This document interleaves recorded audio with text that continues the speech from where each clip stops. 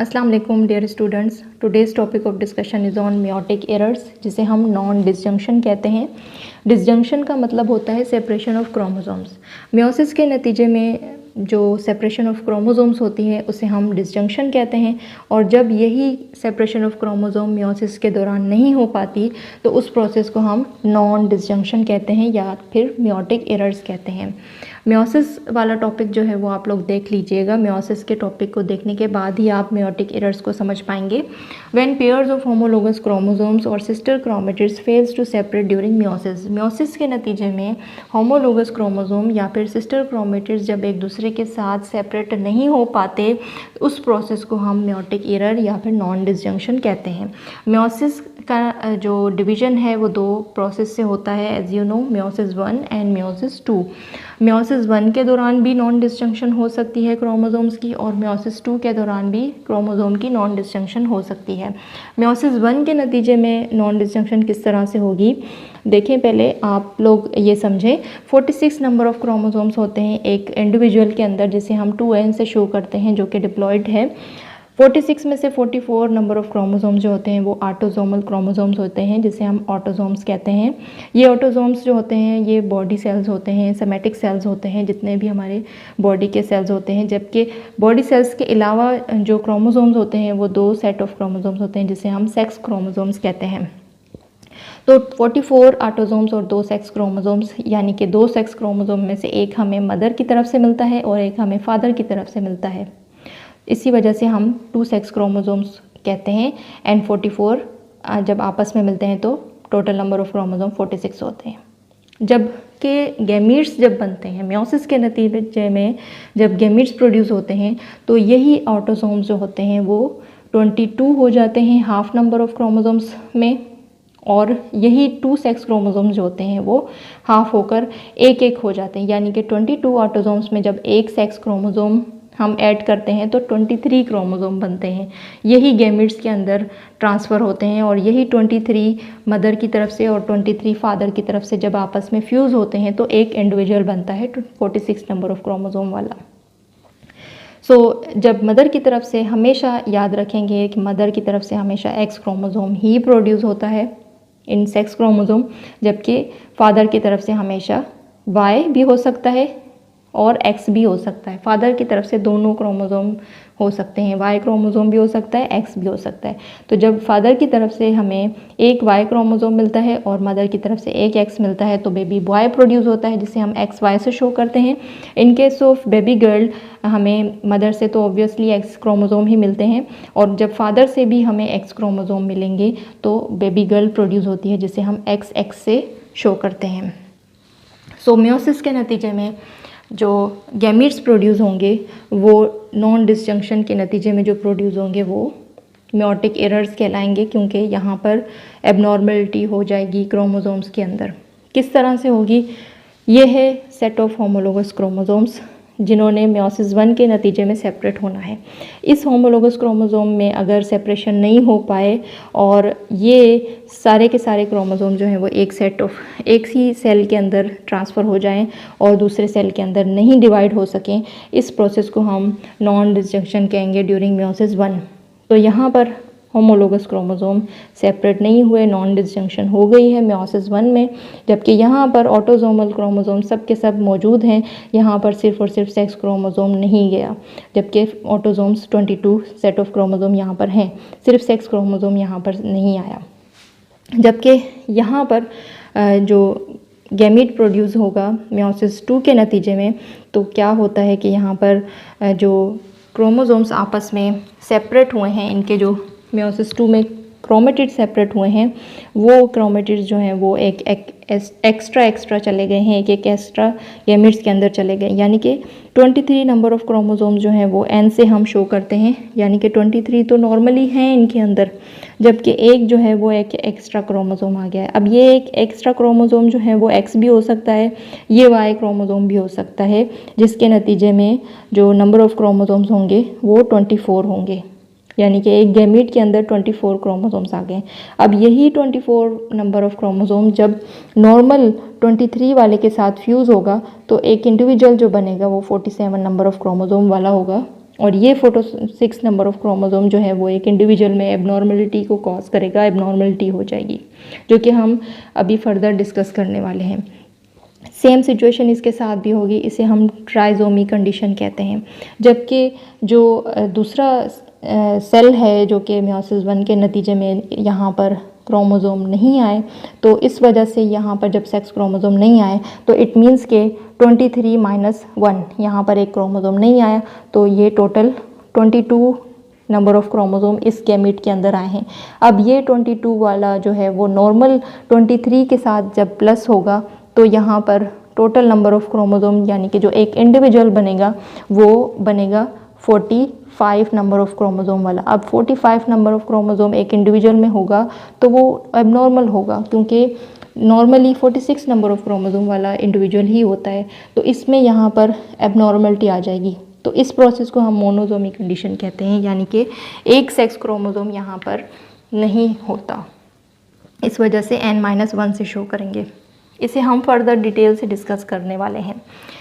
Meiosis 2 के अंदर भी नॉन डिस्जंक्शन होती है, यानी कि मियोसिस 1 के नतीजे में तो कम्प्लीटली सेट ऑफ क्रोमोसोम एक दूसरे के साथ सेपरेट हो जाएंगे बिल्कुल नॉर्मली तरीके से, जबकि मियोसिस 2 जब होगी उस प्रोसेस के अंदर जो सिस्टर क्रोमेटिड्स का सेपरेशन है वो नहीं हो पाएगा। ये सिस्टर क्रोमेटिड्स एक दूसरे के साथ सेपरेट नहीं होंगे, तो ये दोनों के दोनों एक ही गैमीट में ट्रांसफ़र हो जाएंगे और यहाँ पर n+1 यानी कि ट्राइजोमी कंडीशन होगी। सेम इसी तरह यहाँ पर जो सेक्स क्रोमोसोम है यहाँ पर नहीं आ पाया, तो 22 यहाँ पर हो जाएंगे, यानी कि 23 में से -1 करेंगे तो इंडिविजुअल गैमीट होगा वो 22 नंबर ऑफ गैमीट वाला होगा। सेम ये जो हैं वो यहाँ से लेकर यहाँ तक जो है वो एबनॉर्मलिटी को शो करेंगे। 45 नंबर ऑफ क्रोमोसोम वाला होगा, मोनोजोमिक कंडीशन होगी, यहाँ पर ट्राइजोमिक कंडीशन होगी, यहाँ पर नंबर ऑफ क्रोमोसोम एक्स्ट्रा हो जाएगा। जबकि ये दो जो गैमीट्स हैं वो नॉर्मल गैमीट्स हैं, यानी कि 23 एंड 23 पेयर्स ऑफ क्रोमोसोम वाले गैमीट्स हैं। सिर्फ ये दो गैमीट्स जो हैं वो नॉर्मल प्रोड्यूस हुए हैं, जबकि बाकी सब जो हैं वो एबनॉर्मल गैमीट्स प्रोड्यूस हुए हैं। ये डिटेल से अभी हम इनकी डिसऑर्डर्स को डिस्कस करेंगे। नॉन डिस्जंक्शन की वजह से बहुत सारे सिंड्रोम हो सकते हैं, बट मोस्ट कॉमन सिंड्रोम आपकी बुक में जो दिए गए हैं वो 3 सिंड्रोम दिए गए हैं। फर्स्ट है down syndrome, second क्लीनेफेल्टर syndrome and third is Turner syndrome.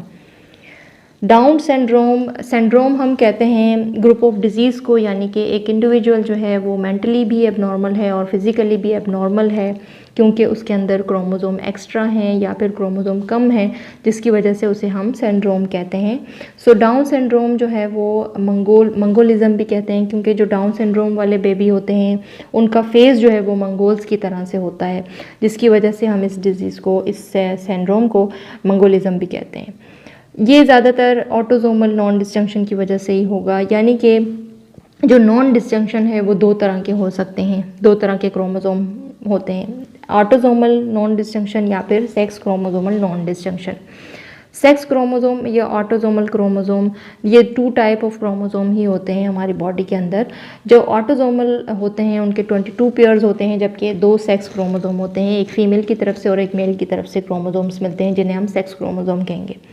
जबकि जो गैमीट्स के अंदर 22 पेयर्स ऑफ ऑटोसोमल क्रोमोसोम हैं, उनके अंदर जो 21st वाला पेयर होगा ऑटोसोमल क्रोमोसोम का, उसके अंदर एक एक्स्ट्रा क्रोमोसोम जाकर अटैच हो जाएगा ड्यूरिंग मियोसिस, और उसे हम कहेंगे मियोसिस नॉन डिस्जंक्शन हो गई है, जिसकी वजह से जो रिजल्टिंग गैमीट्स प्रोड्यूस होते हैं वो 24 क्रोमोसोम्स वाले गैमीट प्रोड्यूस होंगे।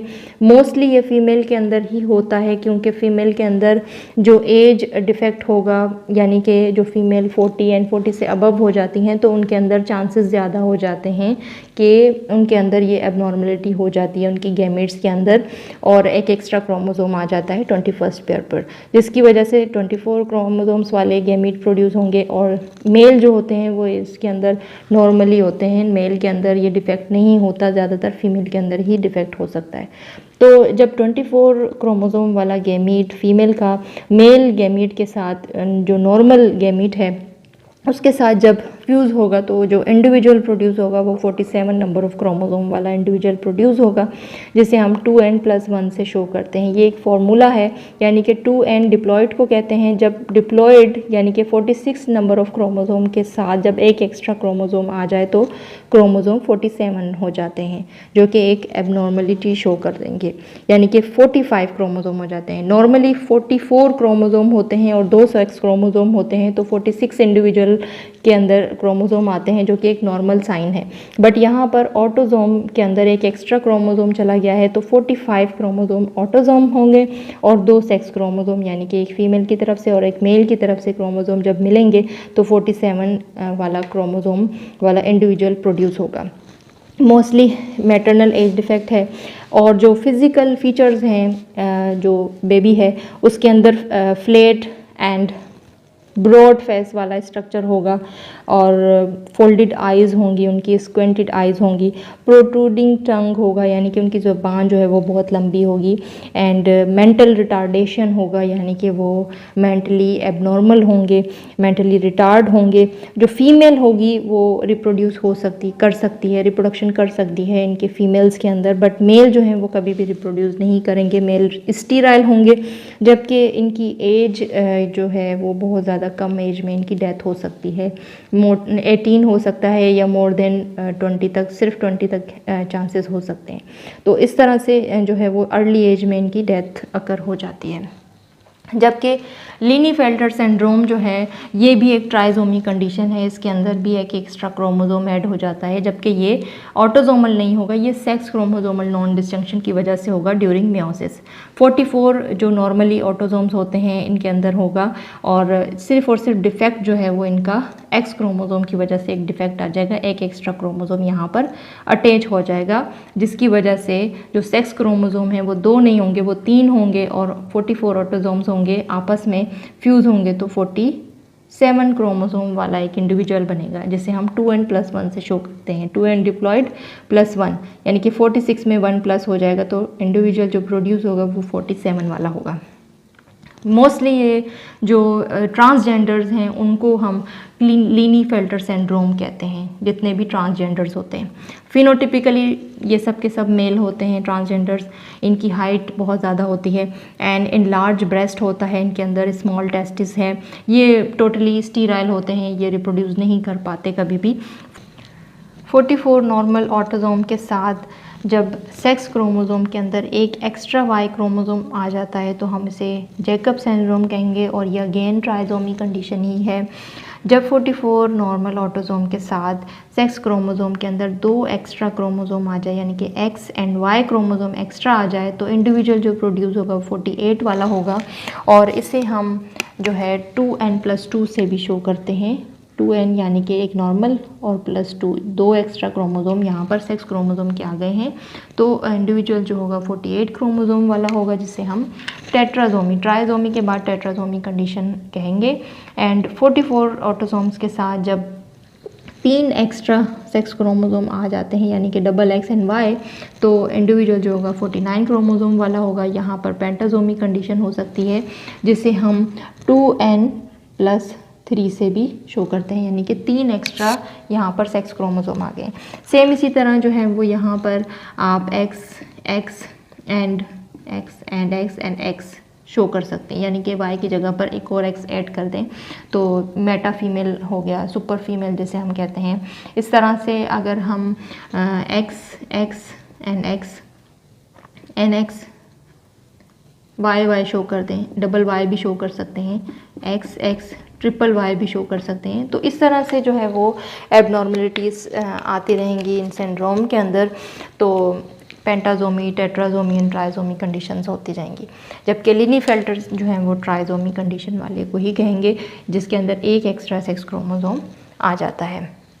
टर्नर सिंड्रोम जिसे हम मोनोजोमी कंडीशन कहते हैं, X0 से इसे शो करते हैं, यानी कि इसके अंदर सिर्फ एक एक्स क्रोमोसोम ही है।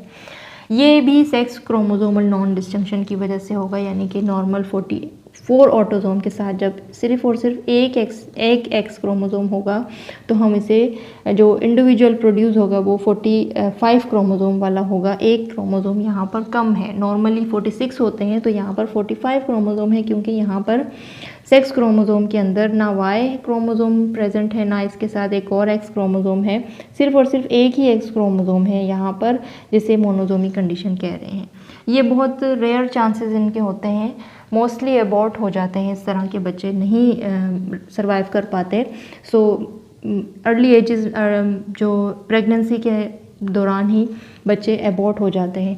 तो अगर इन केस मोनोजोमिक कंडीशन वाले बच्चे पैदा हो गए हैं तो वो जो है वो ज़्यादा देर तक सर्वाइव नहीं कर पाते।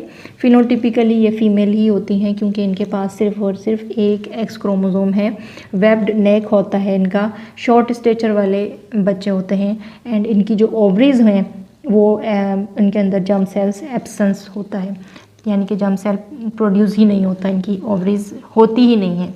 ठीक है, सो होपफुली आपको ये लेक्चर समझ में आ गया होगा और इस लेक्चर के हवाले से कोई क्वेश्चन हैं तो आप कमेंट सेक्शन में कर सकते हैं। Thank you so much for watching. अल्लाह हाफ़िज़।